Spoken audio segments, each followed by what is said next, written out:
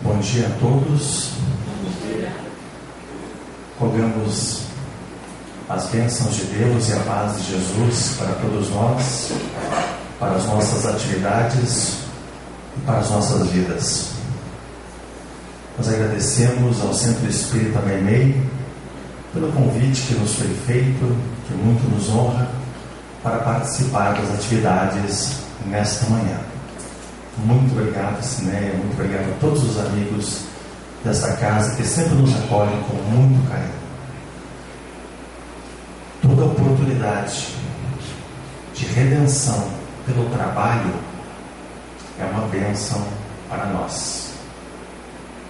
O tema das nossas reflexões para essa belíssima manhã de domingo: Jesus e Kardec em nossas vidas. Se nos fosse possível definir ou escolher uma palavra que pudéssemos atribuir a Jesus como sendo representativa do que Ele é para nós, do que Ele representa para toda a humanidade, depois de muito pensar, depois de muito refletir, vejo a dificuldade da proposta. Mas nós pensamos na palavra amor, porque Jesus traz em si, na sua essência, um amor tão sublimado pela humanidade, que quando da sua vinda à Terra, para nos trazer a mensagem de Deus a todos nós, mensagem esta que está consubstanciada no seu Evangelho, o seu carinho, a sua dedicação, a sua atenção, a sua doação a toda a humanidade, só de um ser que esteja repleto com esse que é o mais excelso de todos os sentimentos, que é o amor. Então Jesus representa para nós esse sentimento na sua essência. E quando Ele esteve conosco, todos os seus atos, todas as suas palavras, todos os seus gestos, todas as suas posturas revestiam-se desse sentimento nobre do amor. Imaginemos que nenhuma palavra que Ele disse aqui na Terra não teve outro objetivo que não fosse soerguer, auxiliar, amparar, elevar as pessoas. Isso é o amor sendo exteriorizado para todos nós. No livro Celeiro de Bênçãos, que foi psicografado pelo médium Divaldo Pereira Franco, pelo espírito Joana de Ângeles, é uma obra extraordinária.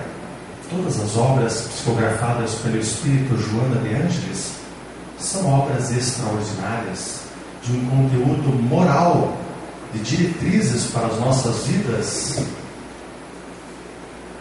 Mas em especial essa obra, O Celeiro de Bênçãos, no capítulo 14, que se intitula Desalento, no último parágrafo tem um convite a todos nós de uma postura adotada pelo Mestre Jesus.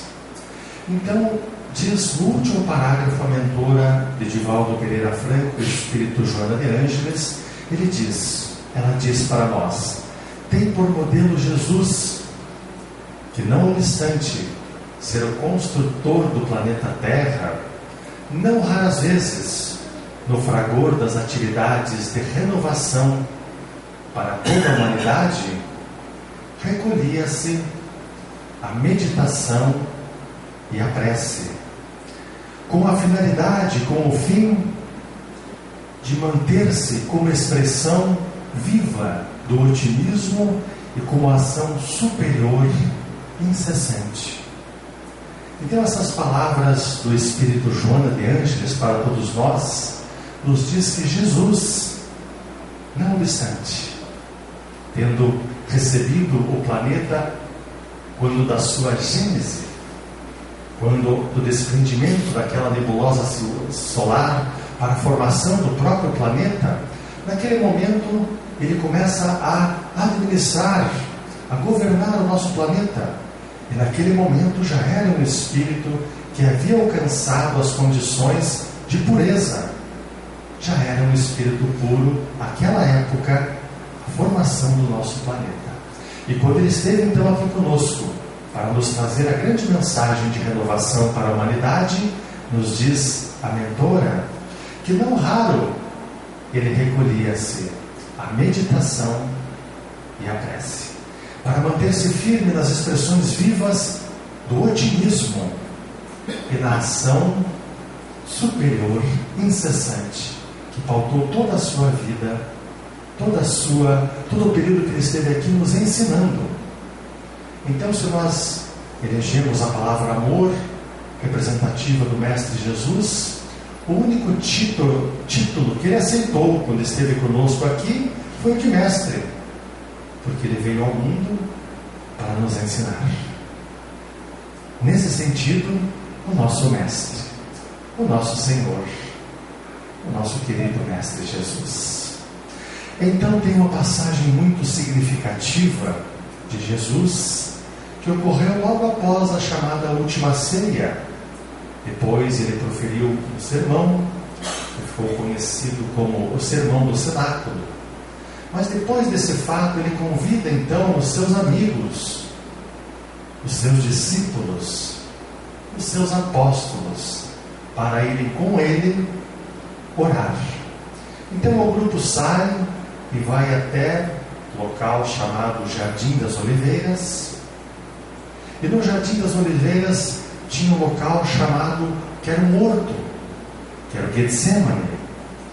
Getsemane é uma palavra que em aramaico, o aramaico, uma derivação do hebraico, era a língua, era o idioma que Jesus falava, quer dizer prensa de óleo. Então ele vai então com os seus companheiros até o chamado Jardim das Oliveiras, e quando eles chegam então no Jardim das Oliveiras, ele acompanhado de todos os seus amigos e discípulos, ele escolhe 3 para acompanhá-los até esse horto, o Getsemane, para que ele pudesse fazer as suas orações, as suas meditações e reflexões. E ele diz então: me acompanha Pedro, Tiago e João, os filhos de Zebedeu e de Salomé, os 2 irmãos Tiago e João, e o apóstolo Pedro, que o acompanhava praticamente em todos os acontecimentos, em todas as situações de sua vida. E quando eles chegam então, Jesus acompanhado desses 3 discípulos, especificamente no Getsemane, ele pede aos seus companheiros que mantenham-se em oração e em vigília, porque eles percebem que ele estava muito triste, entristecido, e era o momento dos mais difíceis dentro de sua estada conosco aqui na terra. E ele pede então que os companheiros fiquem em oração e fiquem em vigília. E ele afasta-se à distância, que segundo a narrativa do apóstolo Marcos, ou João Marcos, equivalia a aproximadamente um tiro de pedra. Se nós formos analisar que distância será essa, era aproximadamente 50 a 70 metros de distância. Agora já neste horto, no Getsemane. E ele se afasta então essa distância, prostra-se ao solo e começa as suas orações. Foi um dos momentos mais importantes e significativos de Jesus aqui conosco, porque ele sabia que naquela mesma noite os soldados romanos viriam para prendê-lo. Então ele começa as suas orações nesse momento tão importante, nesse contato com Deus, por intermédio da prece e da oração. Passa-se aproximadamente 1 hora, e ele retorna ao contato, ao convívio com aqueles 3 companheiros que estavam com ele, ali naquele horto. E ao chegar, ele percebe que os companheiros estavam dormindo. E ele então chega para Pedro e pergunta: Pedro, tu dormes? O apóstolo acorda juntamente com Tiago e João, e o mestre olha para eles sem censura, mas pergunta simplesmente: não fostes capazes de velar comigo ao menos por 1 hora neste momento tão importante? E dá um ensinamento para eles, dá um ensinamento para nós, porque todos os ensinamentos passados por Jesus aos discípulos, aos apóstolos ou às pessoas da época são ensinamentos para nós, para a humanidade de todos os tempos. Então Jesus olha para os 3 e diz: vigiai e orai, a fim de que não entreis em tentação. E pede para que eles continuem então a vigiar e a orar. E ele volta novamente para as suas reflexões e para as suas orações. Passa-se um tempo e ele retorna, e ao retornar encontra novamente os companheiros dormindo. Acorda-os, e segundo a narrativa evangélica, que nós vamos tê-la em Mateus, no capítulo 26, versículo 36, e também de Marcos, ou João Marcos, capítulo 14, versículo 32 e seguintes, Jesus então chega para os companheiros, acorda-os, e eles ficam sem saber o que fazer, sem saber o que dizer, porque já fora a 2ª vez que Jesus pede que eles possam manter-se em vigilância e em oração, e eles não conseguiram. Jesus, pela 3ª vez, afasta-se e volta novamente a prostrar-se ao solo e permanece em oração pela 3ª vez. E quando retorna, encontra novamente os companheiros adormecidos.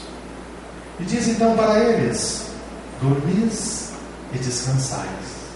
Agora, no entanto, levantai, porque aqueles que me prenderão já estão vindo, já estão chegando. Foi o momento supremo, foi o momento mais importante. Nós ficamos pensando esse ensinamento nesse momento. É nessa hora que Jesus pede a nós, pedindo aos companheiros daquela época, que mantenham-se em vigilância e que mantenham-se em oração. E nós trazemos esse ensinamento, e aí está o primeiro convite que nós gostaríamos de fazer nessa manhã de domingo, quando nos propomos a fazer reflexões a respeito de Jesus e de Kardec em nossas vidas. O importante é o que os ensinamentos de Jesus, o que os postulados trazidos pela espiritualidade maior representam para nós. Em que esses ensinamentos estão sendo importantes para nós hoje? De que forma esses ensinamentos estão reestruturando as nossas existências aqui na Terra, agora?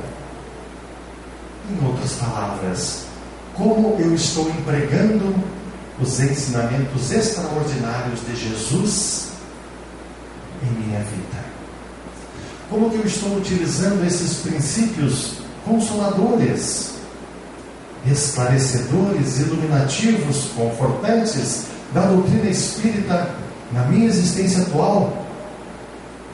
Este é o momento mais importante das nossas reflexões nesta manhã. Se Jesus veio ao mundo após uma preparação milenar para estar conosco, para nos trazer a mensagem de Deus a todos nós, mensagem de renovação para toda a terra e para toda a humanidade, e se Ele vem pessoalmente para isto, a importância é muito grande em nós aprendermos, assimilarmos e trazermos esses ensinamentos para a nossa vida. Jesus em nossas vidas nos dias de hoje. Ernesto Renan, na França, ao falar a respeito da vida de Jesus, falou que ele foi tão grande, tão grandioso, que ele não coube na história e nem no tempo, porque o próprio tempo teve que ser marcado e dividido antes dele e depois dele, devido à grandiosidade de Jesus em nossas vidas, o que ele representa em grandiosidade para a humanidade. Desta forma, os seus ensinamentos. E aí está a questão, a figura do mestre, quando ele se apresenta assim para todos nós. Eu venho a esse planeta para trazer uma mensagem, para trazer os ensinamentos que são os mais importantes em todos os tempos, em todas as épocas que já foram vividas e todas as que serão vivenciadas daqui para frente. Ele vem então na condição de mestre para nos ensinar como nos portar, como agir em todas as situações. Mas, pelas condições de mestre, e indo na excelência do desligativo, a palavra de mestre, ele não só ensinou, mas ele vivenciou, ele experienciou os seus ensinamentos. Porque entre aprendermos algo na prática, na teoria, melhor dizendo, e empregarmos na prática, às vezes a distância é muito grande. Nós já temos então esses ensinamentos em nossas vidas. Estão consubstanciados no Evangelho, que foi narrado pelos 4 evangelistas, Mateus, Marcos, Lucas e João, trazendo os ensinamentos para nós. E dentro do Novo Testamento nós temos ainda o Atos dos Apóstolos, que foi a vida dos discípulos de Jesus após o seu retorno às esferas resplandecentes de onde viera. Temos ainda as cartas, em especial do apóstolo Paulo, que vão nos falar a respeito da vivência dos ensinamentos de Jesus num trabalho missionário dos mais extraordinários conhecidos até hoje. O trabalho do apóstolo Paulo. Mas também outros que escreveram, porque Pedro, João, também escreveram cartas, também escreveram as suas epístolas, que trazem ensinamentos extraordinários para nós. E o Novo Testamento culmina com o Apocalipse de João. Então, em o Novo Testamento estão consubstanciados os ensinamentos mais importantes para a nossa vida, em especial o Evangelho de Jesus, que é o código de moral superior para os nossos dias hoje. Tudo que está ali consubstanciado é algo vivo, estuante, atuante, aplicável em nossas vidas em todos os momentos. E é exatamente isso que Jesus espera de nós. Pois, um pouco antes então da oração no Horto das Oliveiras, no Getsemane, quando Jesus ainda estava na última ceia com os discípulos e apóstolos, ele traz um ensinamento que iria percorrer os séculos, os milênios, para a posteridade. Pois ao olhar os seus companheiros, ele diz: se me amais, guardai os meus ensinamentos. E eu então rogarei ao Pai, e Ele vos enviará um outro Consolador, que ficará convosco por todos os tempos, eternamente. Como nós falávamos no início, cada palavra pronunciada por Jesus tem um significado especial em nossas vidas. Analisemos segundo a narrativa do apóstolo João no capítulo 14. Essa passagem. Meus bem-amados, não se turbe o vosso coração. Crede em Deus. Crede também em mim. Se me amais, guardai os meus ensinamentos. Poderíamos parar por aqui hoje e somente nesse verso, nesse versículo, fazer reflexões para a nossa semana e para a nossa vida. Se me amais, guardai os meus mandamentos.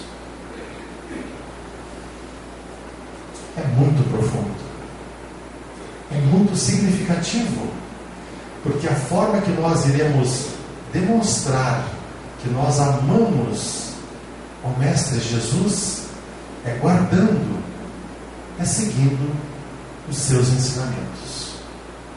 Consequentemente, todas as vezes que nós nos afastamos desses ensinamentos, quaisquer deles, todas as vezes que em nossas vidas, em nossas posturas, nós não empregamos sabendo esses ensinamentos de Jesus, nós estamos no sentido de negação, de amor ao Mestre maior de nossas vidas, a esse que nós tanto admiramos, que tanto veneramos, mas a condição é esta: se me amais, guardai os meus mandamentos. Ele teria oportunidade de dizer em outro momento: os meus discípulos serão conhecidos por muitos se amar. Mais uma vez, o amor que ele era a essência, dizendo como sendo aquilo que é o mais importante, aquilo que é fundamental em nossas vidas, é esse amor que nós devemos ter por nós mesmos, consequentemente por todas as pessoas. É tão profundo, é tão significativo o ensinamento, que se nós observássemos, tendo amor por alguém, eu não magoaria esse alguém, eu não ofenderia esse alguém, eu não prejudicaria esse alguém, eu não faria nada contrário ao seu bem-estar, ao seu equilíbrio, à sua saúde, à sua tranquilidade, à sua paz. Eu não faria nada, porque eu tenho amor a essa pessoa. Mas se não me é possível ainda amar, pelo menos respeitar, porque Jesus dizia: amai aos vossos amigos. Isso é algo que já é inerente a nós, ou deveria ser inerente a nós. Agora, amar os inimigos, isso é algo que vai exigir um entendimento e uma compreensão muito mais ampliada. Mas o amar o inimigo, às vezes, é respeitar o inimigo, é não desejar o mal ao inimigo, porque nós ainda temos, pelas nossas condições, de inferioridade. Jesus, então, sabendo, vai nos trazendo os direcionamentos, os balizadores para a nossa vida. Não é possível amar a uma pessoa que está na condição de inimigo, entre aspas, do passado, ou dessa existência, por quaisquer motivos. Não é possível dispensar a essa pessoa o mesmo carinho e a mesma atenção que nós destinamos àquelas pessoas que nós efetivamente amamos, guardadas as ressalvas que nós fizemos há pouco. Porque quem ama não ofende, não maltrata, não agride, não prejudica, não faz nada que venha causar qualquer coisa que, se nós olhássemos para nós e perguntássemos: gostaria que fizesse para mim? Numa das derivações que o Mestre nos ensinou, então, para simplificar as questões do amor, nos dizendo: não faça para o teu próximo aquilo que não gostaria que fizessem para você. Vejam a sublimidade, meus amigos, dos ensinamentos de Jesus, que nós precisamos refletir com muito mais profundidade, porque o ensinamento é extraordinário. Nós dizíamos então que para aquele que nos é ou está na condição de inimigo, devido à nossa condição de inferioridade ainda, devemos ter respeito para com a pessoa, Orar pela pessoa para que ela possa melhorar-se também e progredir, evoluir. Não se rejubilar quando acontece alguma coisa de ruim ou catastrófico na vida da pessoa, dizendo interiormente: viu, fez o que merecia. Não é amar as demais pessoas dessa forma. E o ensinamento de Jesus é muito sublime na sua forma e na sua essência. Então é o amor o que é mais importante em nossas vidas. É esse sentimento para conosco mesmo. Porque o grande ensinamento trazido, e o maior de todos, foi quando Jesus nos disse: amai a Deus sobre todas as coisas. Porque é o Pai Criador, Autor e Senhor da vida, Criador de todos os seres e de todas as coisas, com uma perfeição irretorquível. Amai ao próximo como ama a ti mesmo. Aí está todo o resumo de toda a lei. E Jesus, em 2 oportunidades, teve a ocasião de registrar esse como o ensinamento mais importante para a humanidade. É o amor. Amar ao próximo como nós amamos a nós mesmos. Mas se nós não amamos a nós mesmos, o trabalho está por se iniciar. Porque devemos nos amar. Quem se ama, se cuida, se respeita, fará tudo o que é necessário e imprescindível para a melhora da nossa saúde, sob todos os aspectos: física, emocional, mental e espiritual. Irá se cuidar com todo esmero para o bem-estar do nosso equilíbrio, da nossa saúde, sob todos esses aspectos. A medicina um dia será holística. Ela irá abranger a saúde sobre todos esses patamares, porque o ser humano age e interage nessas situações: física, mental, emocional e espiritual. Então, amar ao próximo como amamos a nós mesmos, o primeiro trabalho é nos cuidarmos, nos respeitarmos, nos trabalharmos e começarmos.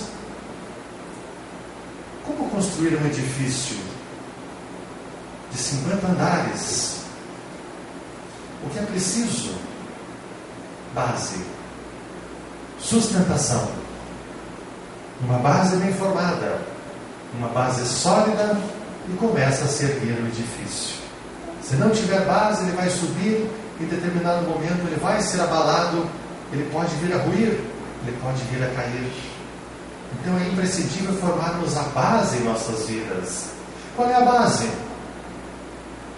É o amor. O Evangelho de Jesus é o código de moral para nós formarmos a base em nossas vidas e fazendo pequenas construções, os alicerces. Os alicerces é a moralidade, é a viga central e mestra dessa grande construção em nossas vidas. É a moralidade. Nós estamos todos aqui na Terra para nos melhorarmos moralmente. E nessa melhora moral é Jesus, caminho, a verdade e a vida. E o Evangelho é o código de moral superior. Mas outros pilares desse edifício: a fé, a esperança, a honestidade, a perseverança, a constância nos propósitos, a disciplina. E assim nós podemos ter centenas, dezenas de pilares para nos formar na base sólida para a construção desse edifício. E cada um dos pilares com a sua importância. O pilar da honestidade é um dos fundamentais em nossas vidas. E para ele se formar, ele começa nos pequenos atos, nos pequenos gestos. Porque para chegarmos às grandes construções, é tijolo por tijolo, argamassa sobre tijolo, e assim vai se construindo. Então, no dia a dia, nos pequenos atos, nos pequenos gestos, é que nós vamos demonstrando que esses pilares estão presentes em nossas vidas. Que nós temos perseverança, que nós temos fé, que nós temos esperança. Estamos trabalhando no campo da ética, estamos trabalhando no campo da honestidade, tendo a moralidade sempre por viga central em nossas vidas. E assim vai se construindo um grande edifício. E assim nós vamos crescendo junto com a construção que estamos fazendo em nossas vidas. E o amor é a base de tudo. Mas Jesus então estava naquele momento com os discípulos, retornando agora ao apóstolo João: se me amais, guardai os meus mandamentos. E aí vem a promessa: e eu rogarei ao Pai, e Ele vos enviará um outro Consolador, a fim de que fique eternamente convosco, por todos os tempos, por todos os momentos em vossas vidas. Passam-se 18 séculos e meio aproximadamente após essa promessa feita por Jesus. E durante todo esse tempo, todos esses 18 séculos e meio, a partir da promessa do Cristo, começa a preparação da vinda desse Consolador prometido à terra. E foi no ano de 1855, numa terça-feira do mês de maio, quando um homem, um sábio daquela época, um professor, um pedagogo, um filósofo, um verdadeiro sábio no sentido da palavra, pois conhecia todas as ciências, dominava os idiomas, tinha compreensão das realidades em que vivia, trabalhava e ensinava. E aquele homem extraordinário chamado Hippolyte Léon Denisard Rivail, professor Rivail, é convidado então a assistir pela primeira vez, naquela terça-feira do mês de maio de 1855, a um fenômeno onde as mesas se movimentavam, iam de um lugar para outro.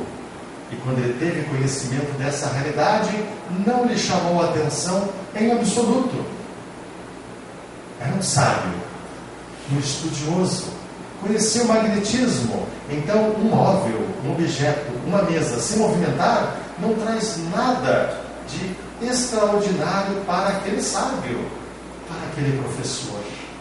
Mas quando falaram que a mesa estava respondendo perguntas, o espírito do sábio aguçou o seu intelecto, o seu raciocínio, a sua inteligência e falou: aí está um fato que precisa ser analisado.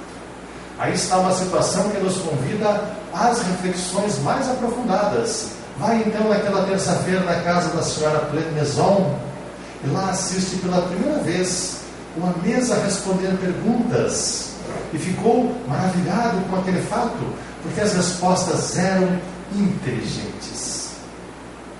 Respostas até a perguntas formuladas mentalmente. Ele estava diante de um fato extraordinário. E naquele fato de sua vida, que até então passara pelo vulgo, pelas pessoas que não tinham aprofundamento, passou como uma diversão, como uma recreação. Mas para ele, que era um sábio, um estudioso, esse fato precisa ser analisado. E debruça-se a respeito daquelas situações. E quando as pessoas, sabendo do seu interesse por aquele novo acontecimento, começam a mandar para ele. E vejam que veio do mundo inteiro cadernos, brochuras a respeito de comunicações já recebidas daquela mesma forma. E ele recebe mais de 1000 centros espíritas do mundo inteiro, mensagens recebidas, até então não se sabe por quem. Mas quando ele começa a ter contato com aqueles seres que respondem, eles dizem: nós somos os espíritos. E ele pergunta: quem são os espíritos? As almas dos homens após a morte física do corpo. Somos nós, trazendo a primeira realidade, a comprovação real da sobrevivência da alma após a morte física do corpo. E aqueles seres dizem: nós temos um conhecimento limitado, porque se somos os homens que deixaram o corpo físico e agora estamos aqui no plano espiritual, trazemos limitados os conhecimentos científicos, trazemos limitados os conhecimentos morais. Mas os espíritos que começaram a trazer as respostas para a codificação, que depois foram catalogados, analisados pelo codificador, Allan Kardec, o critério que ele teve foi o critério da universalidade dos ensinamentos. Somente quando aqueles ensinamentos passavam por esse crivo, por esse critério da universalidade, a partir daí sim, ele colocava aquilo como uma verdade. Até então, estava esperando ainda a confirmação. Ele era um cientista. Passava tudo pela análise e pelo crivo da razão. E quando a obra encontra-se pronta, ele vê que ela toma o corpo de uma doutrina. E aí então, no dia 18 de abril do ano de 1857, neste ano estaremos completando 160 anos da primeira edição do Livro dos Espíritos entre nós.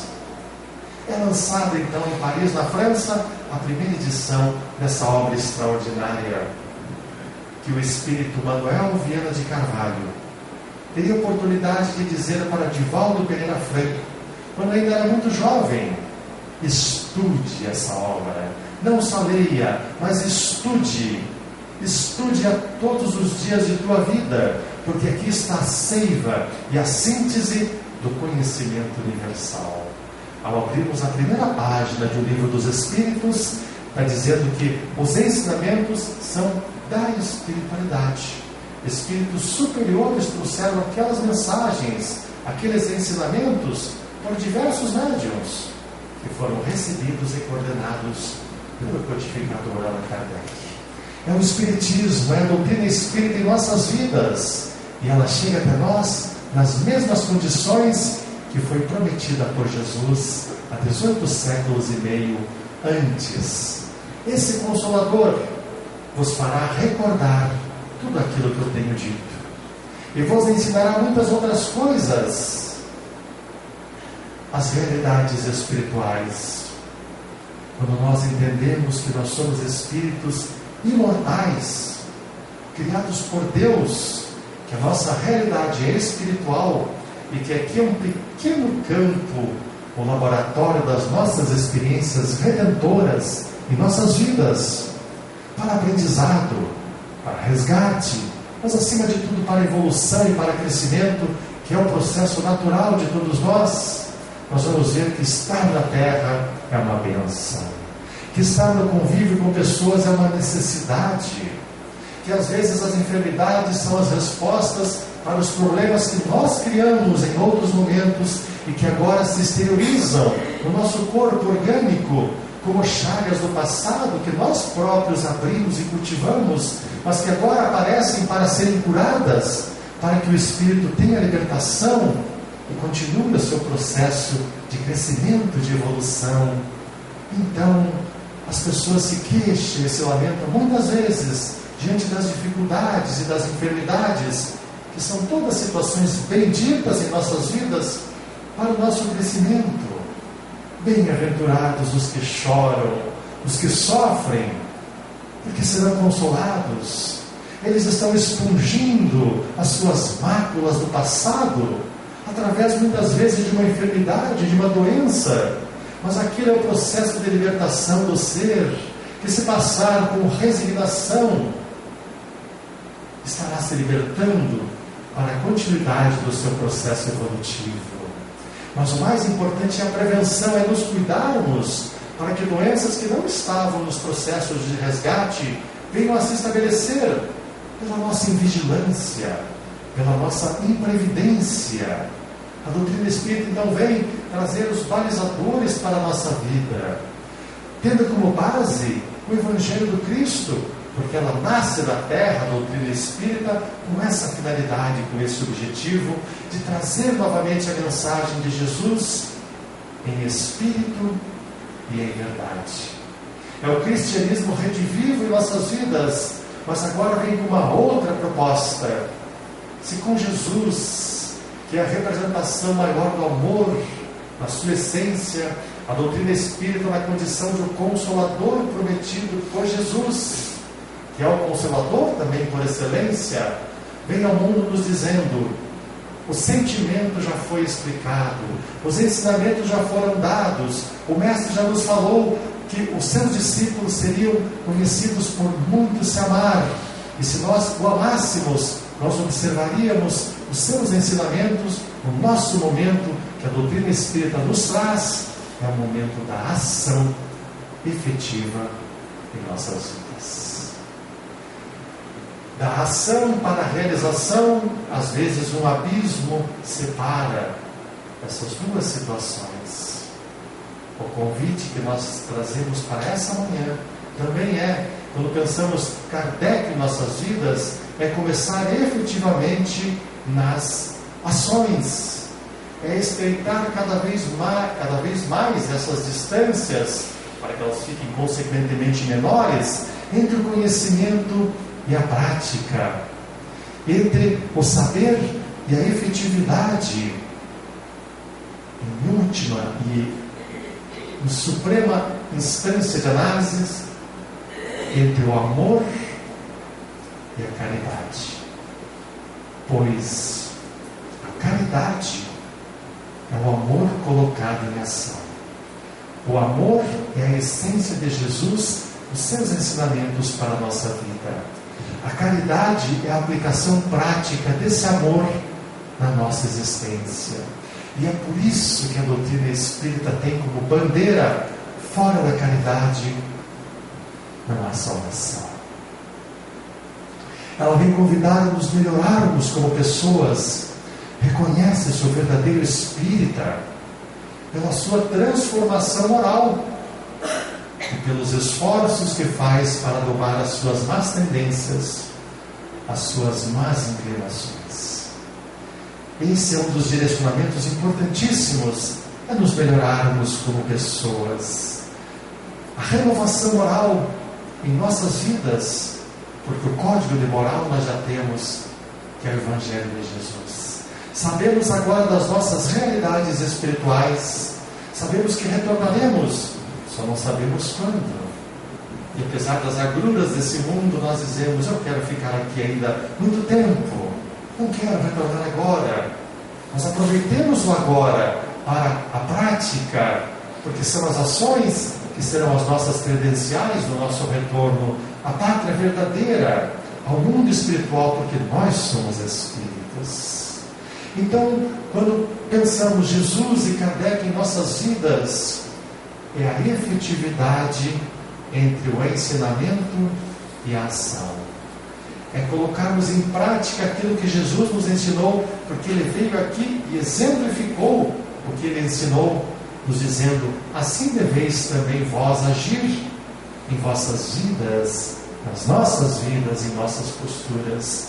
A doutrina espírita traz então a caridade como um dos aspectos mais importantes, porque é a realização do amor ensinado por Jesus para todos nós. E para nós encerrarmos ou caminharmos para o nosso encerramento, porque o tempo é algo de extraordinário em nossas vidas, ele passa como ele deve passar, nem rápido demais, nem lento demais, depende dos nossos estados e do nosso aproveitamento a respeito dessa bênção e desse presente que nos é concedido pelo tempo, de bem utilizarmos, de bem aproveitarmos o tempo em nossas vidas. Mas quando Ele nos convida então ao término de nossas reflexões, nós gostaríamos de trazer um dos ensinamentos mais sublimes, a nosso ver, porque aquele ser fora completamente modificado em sua existência, e por isso ele tem um significado especial para nós. Começou a sua vida em caminhos tortuosos, apesar da sua inteligência extraordinária, apesar da sua fidelidade aos princípios adotados à época, ao judaísmo. Mas, como ainda não conhecia o amor que foi trazido por Jesus, no seu afã de ver a lei ser aplicada, ele foi cruel muitas vezes. Ele trouxe dor, trouxe sofrimento e trouxe a própria morte. Mas um dia ele encontrou-se com o amor personalizado diante de si, e a partir daquele momento, quando ele pergunta então ao mestre: Senhor, o que queres que eu faça? Às portas de Damasco, a sua vida se modificaria para sempre, e a sua vida dali em diante é um ensinamento dos mais extraordinários para todos nós, porque também errou, também equivocou, também cometeu atrocidades, mas se reergueu, se renovou e construiu um dos edifícios mais importantes que nós temos até hoje. Referimos ao apóstolo Paulo.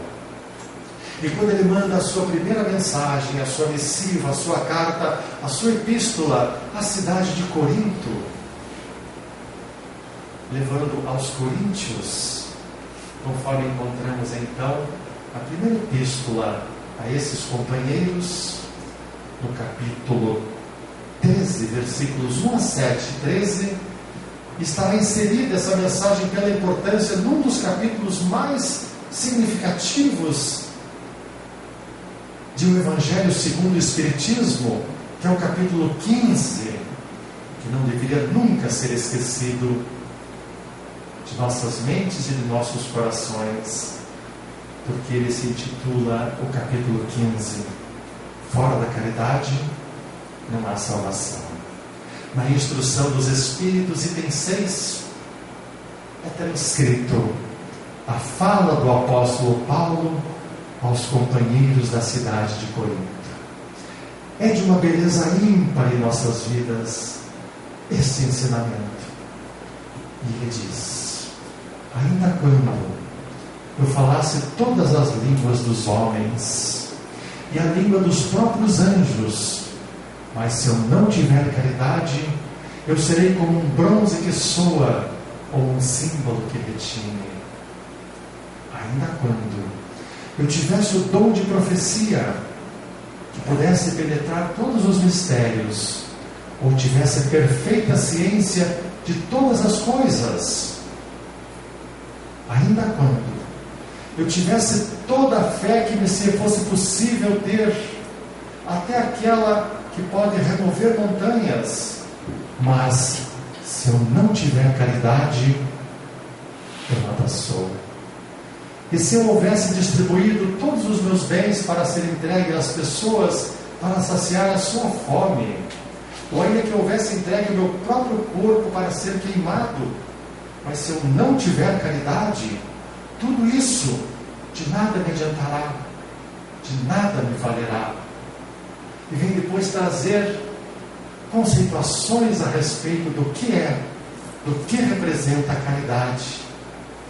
Vejamos, meus amigos, a sublimidade do ensinamento de Paulo para todos nós.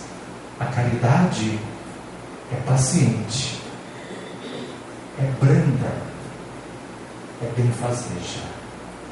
A caridade não se enche de orgulho. A caridade não é desdenhosa. Ela não cuida somente de seus interesses. Ela não se agasta e ela não se azeda com coisa alguma. A caridade não suspeita o mal. A caridade não se rejubila com a injustiça, mas ao contrário, a caridade se rejubila com a verdade.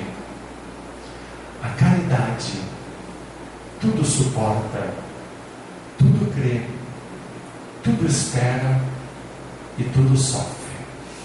Agora essas três virtudes permanecem: a fé, a esperança e a caridade. A mais excelente de todas é a caridade.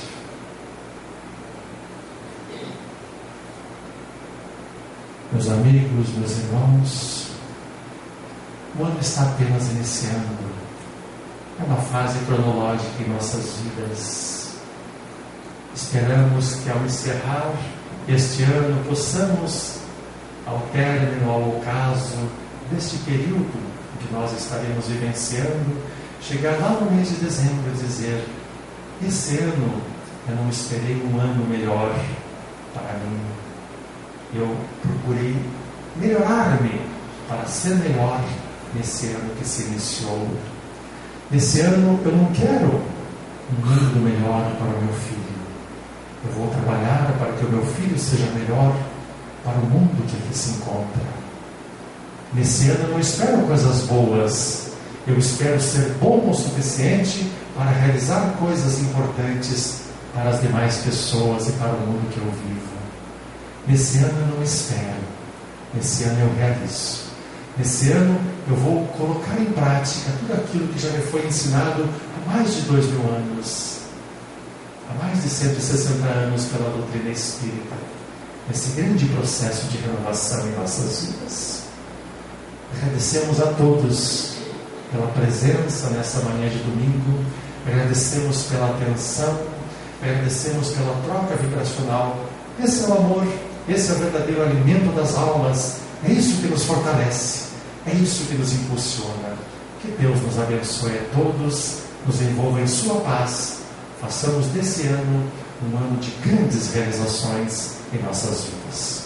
Muito obrigado a todos, muita paz a todos.